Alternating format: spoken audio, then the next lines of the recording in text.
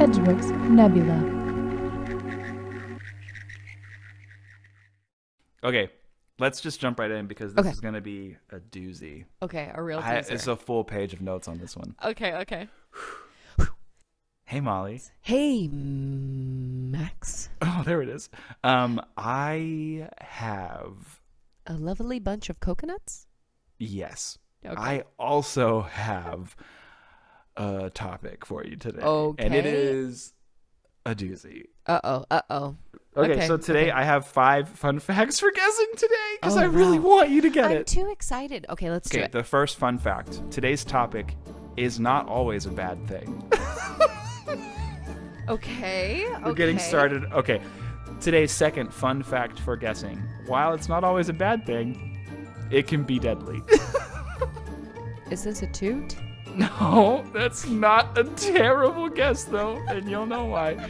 Today's third fun fact for guessing. Merriam-Webster's dictionary has 26 synonyms for today's topic. Oh my gosh. I'm going to name some of them, and they're so good.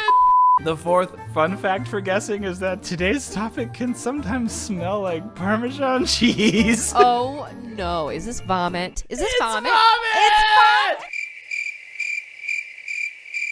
Yes! I love The this. last fun fact I had for guessing is that you can have a phobia of it, but you got it! We're talking about vomit today!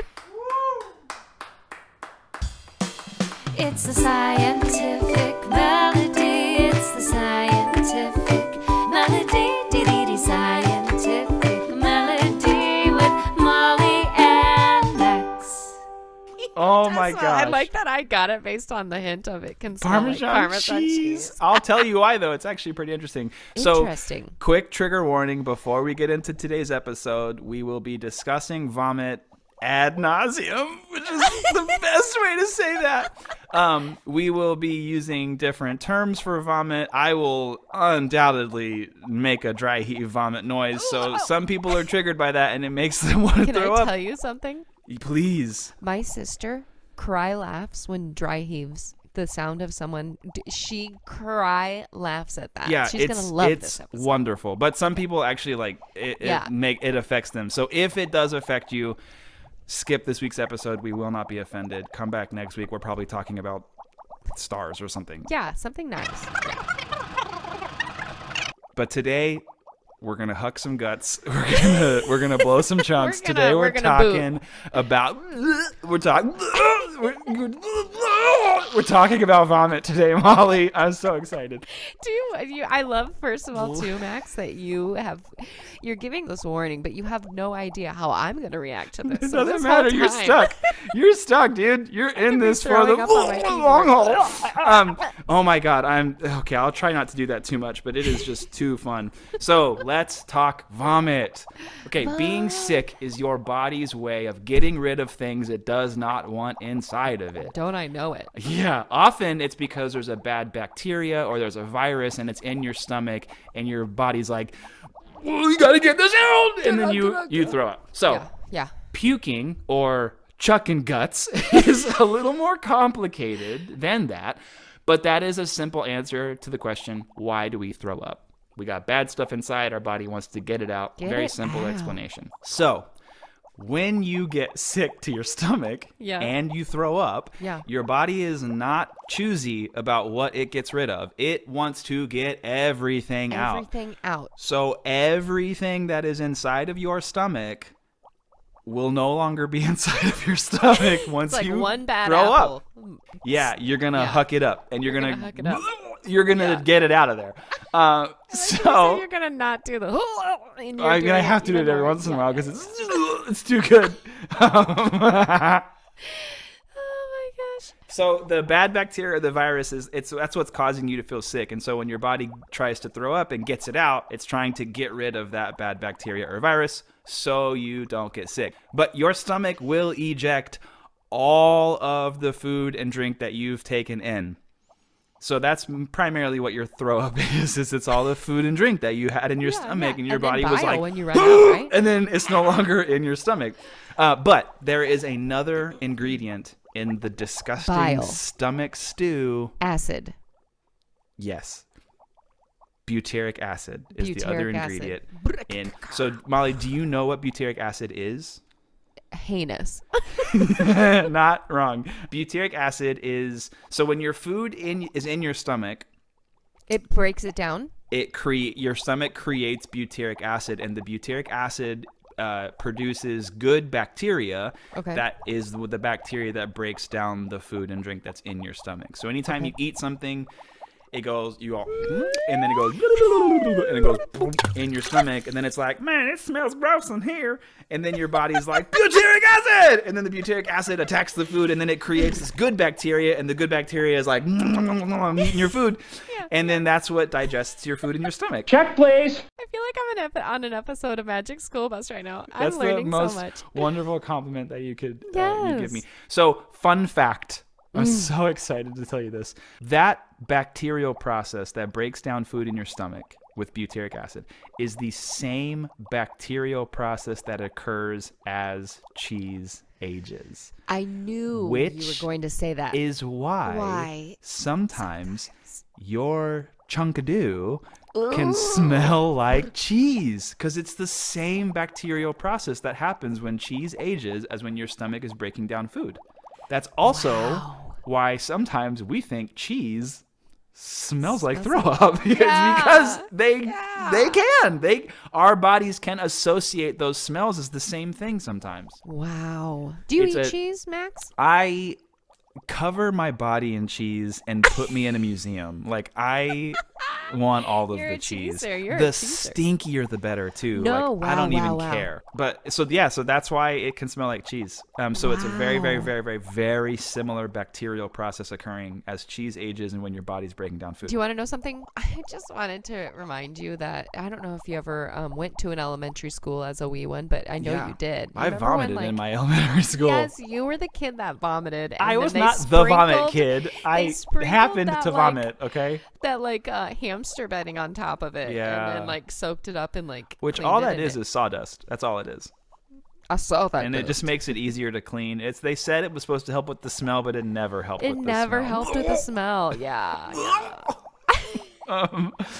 So the problem with vomiting, though, is Uh-oh. that sometimes your vomit can actually spread the virus that is causing the vomit in the first place. Whenever I upchuck, I like to put Clorox in my toilet after that. That is a wonderful thing to do. So continuing this is exactly the conversation we're having.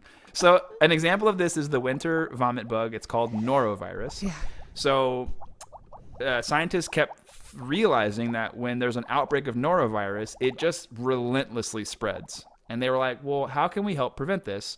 Well, in order to help prevent it, we have to learn why it is spreading so much. So scientists at North Carolina State University actually built in real human life Vomit chamber. a vomit robot. Oh. And this robot is specifically designed to help them study how Olympic level hurling can spread viruses like the norovirus. Oh my goodness. And we're not talking about real hurling in the Olympics. We're talking about No, like vomit. award-winning projectiles from your guts. So that's basically what they have this do is they fill the robot with a liquid that's a certain color, and then they actually fill it with fluorescence so it can be seen in the dark. And then they make this robot projectile vomit this liquid into like a bucket. And that's their goal is they're like, it's going to go in this bucket. So then they flip off the lights, they turn on the UV lights, and they can see the liquid that has sprayed everywhere else in addition to the bucket. So they're like, this is how it spreads. So that's why it's so important that anytime you huck guts or you blow chunks, you have to be really diligent about washing your hands, washing the area, clean your bathroom, do it all. I want to go ahead and say that this has just anything that you're doing in the toilet, when you flush it, it's going to then spray even more. So we've talked, Also potential, So just try and clean as really much as possible. And Yeah. don't leave things next to the toilet So that you're I'm going gonna to admit something to you, Molly, and I'm not proud of this, but this is a real You keep your story. toothbrush by the toilet? No, gross. Okay. Sorry. I keep it in the toilet, obviously. I knew it. I knew it. That's disgusting. No, Okay. so I was, I was probably a freshman in 31? high school. Okay, sure. No. I was probably a freshman in high school, and I was in choir because, of course, I was. And we took a trip I grew up in Houston, or right outside of Houston, and we took a trip to San Antonio, Texas. San Antonio, the and Spurs. we had a whole afternoon free. So our teachers were like, "See you at 10." Yeah. So No we supervision. hit the town. We went to this really cool indoor mall at the Riverwalk, which was really fun. And they had a flight simulator at the Riverwalk at the mall. So me and my buddy Chris. And Chris, if you're listening, and I know you are, I still haven't forgiven you for this. We get into the flight simulator, and the person's like teaching us everything, and we had to choose who wants to be in control. And my buddy Chris was like, "I want to be in control." And I was like, "All right, cool, I don't care." So we both get in, we strap in, he shows us how to do it. And then the big thing closes down, and then we're in full 360 flight simulator mode. And my buddy Chris just immediately just cranks the lever to the left, and we're doing circles, and I was like, "I don't feel so good." And so I told Chris, I was like, "Hey man, you gotta stop. I'm gonna throw up." And my buddy Chris stopped, and he goes, "Oh man, are you okay?" And I was like, "Whoa." I was like, "Dude, I don't feel good. Like, that made me feel really sorry." And he did it again. And so we're spinning in circles. And I was like, "Chris, you gotta stop. Chris, you gotta stop. Chris, you gotta stop." all over him, hopefully. I projectile vomited all over the inside of this flight simulator. No. It was everywhere. They opened it up, and the visuals you have in your head are accurate. And I was mortified. Now, I want to say two things. That this was in no way your fault because, totally. And I'm just teasing. I love Chris. He was a dear friend for a very, very long time. Well, not and anymore. he felt so bad. I'm I was sure like, he did, 'cause "I he told probably you, had your homie." vomit all over him. Now, I just want to say though, when you said, hey, "Oh my gosh, I got to stop this," in my head, Chris wasn't going to stop it, but he stopped it. And I thought, "Wow, he's such a nice friend." What? But he wasn't. He set it up. Okay, so remember, if you are sick, or if you're watching over someone who is sick, it's really important that you wash your hands, that they wash their hands, that you really clean the area really thoroughly wherever someone has blown chunks. So finally, friends, families, Romans, countrymen, children, parents, I'll leave you with this. Vomiting is not always a bad thing. It really is your body's way of helping you feel better, which is why sometimes after you huck your viral chunks, you immediately feel better. And it's because your body is getting rid of the bad stuff. So there is a very, obviously, like a very serious fear of vomiting. It's an actual phobia. Yeah, I think I have a little of it. I get nervous to do that. It is called emetophobia. Emetophobia. And that is a serious fear of vomiting. But I am here, Max is here to say, you have nothing to be scared of. It is a very healthy thing. It can be dangerous, so if it's too much, then obviously make sure your parents and your doctors are aware. And I will also say, drink water, even though you're vomiting. Lots of water. Yeah. So that is my episode on vomiting, but I wanted to leave us with this. Oh, great. So I know I mentioned in the beginning of this episode that Merriam-Webster's dictionary has 26 synonyms for vomit. Let's hear them. I'm going to give you some of them. You ready? Yeah. Some other names for vomit include barf, gag, heave, hurl, puke, retch, spew, spit, upchuck, eject, expel, disgorge, regurgitate, to lose one's lunch, and to toss one's cookies. I love that by the end of it, you got proper about it. You're like, to lose one's lunch and to toss one's cookies. That concludes vomit and maybe my favorite thing I've ever put effort into as an adult. Oh my gosh, it's so wonderful. A round of applause for that one.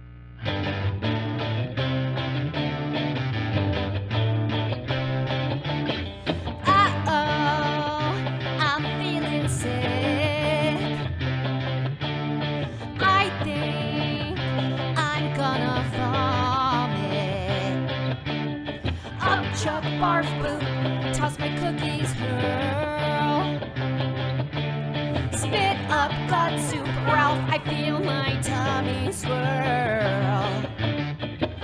It's not always a bad thing, it's your body's way to protect. When there's something bad in your body, it tells your tummy to eject. And then you vomit. You might have a stomach flu. And then you vomit. And you'll feel better soon. Wash your hands. Make a cleaning plan. Because you never know where your vomit lands.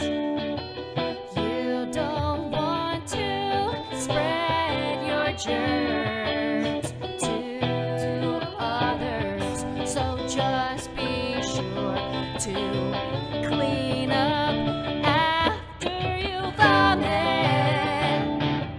Wash your hands and your space after you vomit. Drink some water and wash your face. Up chuck, barf, boot, toss my cookies, hurl. Spit up, gut soup, Ralph, I feel my tummy swirl. Up chuck, barf, boot, toss my cookies, hurl. Spit up, gut soup, Ralph, I feel my tummy swirl. Up chuck, barf, boot, toss my cookies, hurl. Spit up, gut soup, Ralph, I feel my tummy swirl.